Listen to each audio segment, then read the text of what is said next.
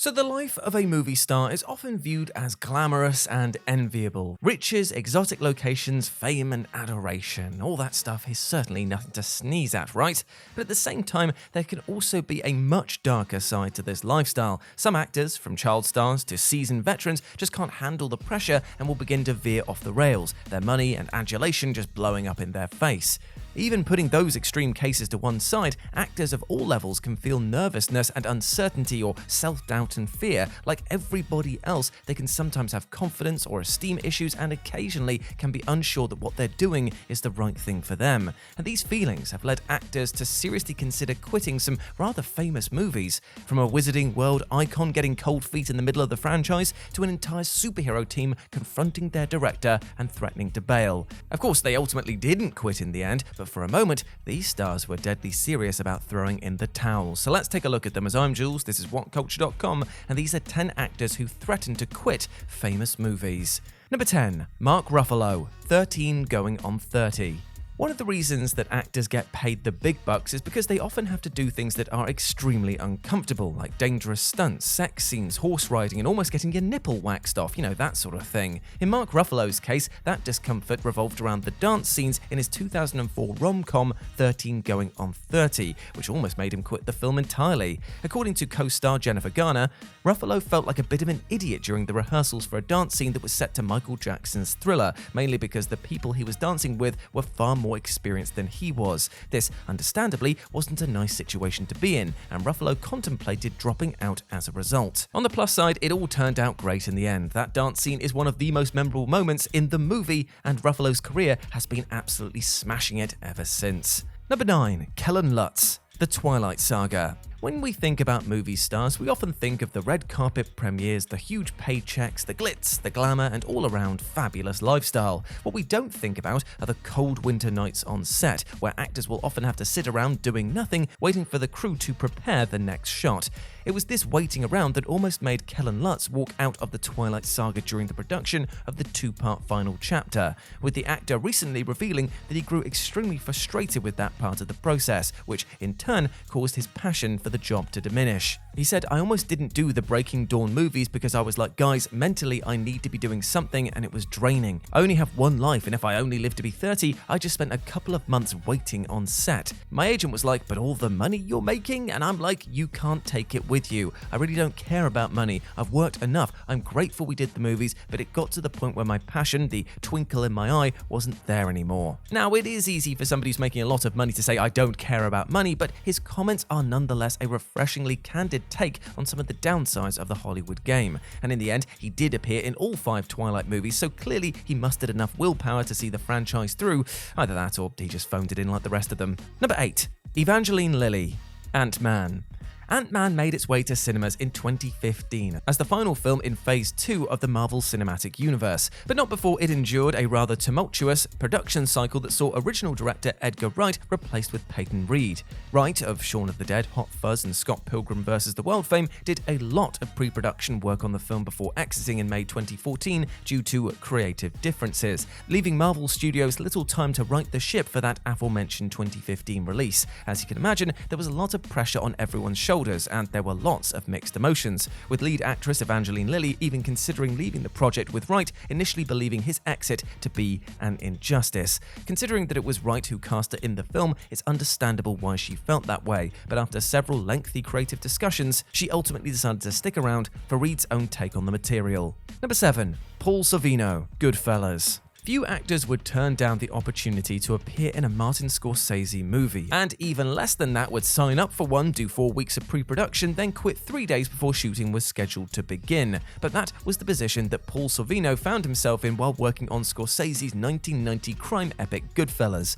with the actor finding it difficult to bring out his character's aggressive, brutish nature, which gave him cold feet. At a film festival in 2015, Sorvino stated that portraying thug Paulie was so far from me. "I'm a poet, I'm an opera singer, I'm an author, none of it's gangster." So he called his manager and asked for him to be released from the movie, but when he found the character after noticing his own stern expression in the mirror, he decided to continue with the project. Now, Goodfellas is widely considered one of Scorsese's best movies and one of the greatest achievements in cinema. It was also nominated for 6 Oscars, including Best Picture, so yeah, he was probably quite relieved that he didn't jump ship.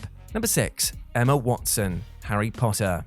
We often forget how difficult it must have been for the young stars of Harry Potter to spend 10 of the most important years of their lives working under that glaring Hollywood spotlight, and it really isn't a surprise that the pressure was too much for them at some points. In fact, there was even a time where Emma Watson was seriously considering quitting the role of Hermione Granger, as revealed during the recent Potter reunion special. According to director David Yates, who was at the helm of the franchise from The Order of the Phoenix onwards, and has also made all 3 Fantastic Beasts films, it was the 5th movie where Watson wasn't sure whether she wanted to come back. Watson herself added that Order of the Phoenix was where things started to get spicy. I think I was scared, with co-star Rupert Grint also claiming that he had similar moments of doubt all the way through the series. Again, it isn't surprising that such young kids found this arduous 10-year process difficult, so full credit to them for finding the strength to see it through. Number 5. The entire cast. X-Men 2. The 2000 X-Men movie and its 2003 sequel were instrumental in propelling the comic book movie genre to the heights that we see it today, but they were reportedly a pain in the arse to make. In a retrospective about the many bits of drama behind those original X-Men movies, The Hollywood Reporter detailed a troubling incident that occurred during the production of X-Men 2, wherein director Bryan Singer became incapacitated after taking a narcotic, which a couple of the crew members also took. Naturally, there were concerns that somebody could be injured if Singer continued to work while under the influence, and that's exactly what happened when star Hugh Jackman was left bleeding after a stunt went wrong. This prompted producer Ralph Winter to halt production, but bizarrely, the studio then appeared to side with Singer, essentially telling executive producer Tom DeSanto, who was on set during all of this commotion, to get out of Singer's way. Enter the majority of the movie's main cast members who confronted Singer while dressed in their full X-Men costumes and threatened to quit the film if DeSanto was removed.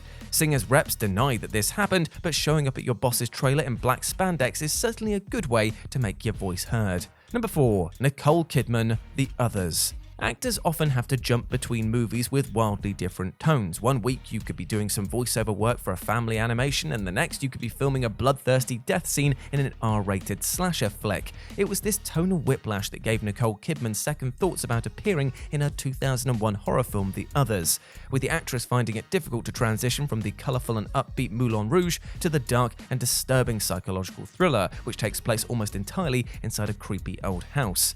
She said, "When I got there and was just about to start rehearsals, I really didn't want to do it. My whole being, my whole psyche was rejecting it, and I was desperate to try and get out of it. I begged them to let me out. All I wanted to do was make love stories and musicals and be happy." Spoiler alert for a 20-year-old movie, but considering that The Others involves Kidman's character murdering her own children by suffocating them with a pillow, it's not hard to understand why she couldn't enter that headspace easily. Number 3. Chris Hemsworth, Ghostbusters 2016. Chris Hemsworth received a ton of praise for his fun performance in the 2016 reboot of Ghostbusters, but the actor himself was terrified that he just wouldn't be any good. The role of hunky receptionist Kevin required a lot of on-screen improvisation, primarily because the script didn't flesh the character out at all.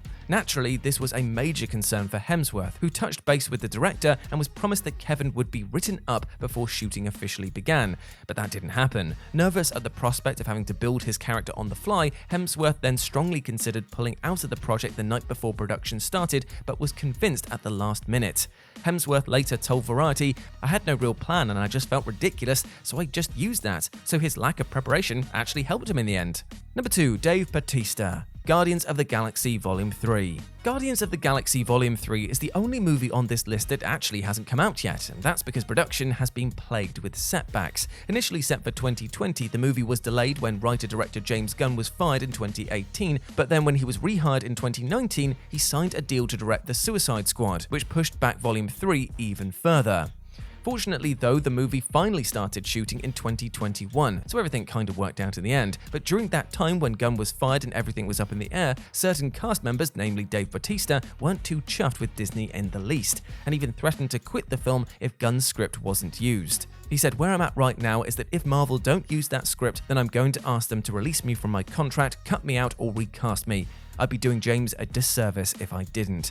Bautista was by far the most outspoken cast member in the wake of Gunn's firing, even accusing Disney of empowering a smear campaign by cyber-Nazis. Jeez, Dave, come on, tell us how you really feel. And number 1, Dwayne Johnson, Pain and Gain. Dwayne The Rock Johnson doesn't seem like the type of guy to throw in the towel on anything he does, and yet, according to director Michael Bay, the star came surprisingly close to quitting his 2013 movie Pain and Gain. In fact, Bay claims that Johnson did actually quit the project roughly 1 week before shooting was scheduled to begin, forcing Bay to give him a pep talk to bring him back on board. He told Johnson, "You are my secret weapon," and assured him that the movie would be worth his time. He said he literally quit the week before, and he goes, "I can't do this," and I'm like, "Dwayne, you are my secret weapon on this movie." And I wrote him this long letter of all the actors I worked with who said that they were scared to do something and how it turned out. And he goes, okay, all right. Though joining a Michael Bay movie is something of a gamble in terms of the final product's quality, I mean, for every Armageddon, there's also a Transformers 2, Johnson's gamble definitely paid off here. Not only is Pain and Gain one of the better Bay movies, it's also one of the best performances of Johnson's career. And there we go, my friends. Those were 10 actors who threatened to quit famous movies. I hope that you enjoyed that, and please let me know what you thought about it down in the comment section below. As always, I've been Jules. You can go follow me over on Twitter at RetroJ, or you can swing by Live and Let's Dice, where I do all of my streaming outside of work, and it'd be great to see you over there. But before I go, I just want to say one thing. Hope that you are treating yourself with love and respect, my friend, because you deserve all of the best things in life, like love, happiness, and success, and I don't want anything or anyone else to tell you otherwise, alright? You are a massive ledge. Now go out there and absolutely smash it today. As always, I've been Jules. You have been awesome. Never forget that, and I'll speak to you soon. Bye.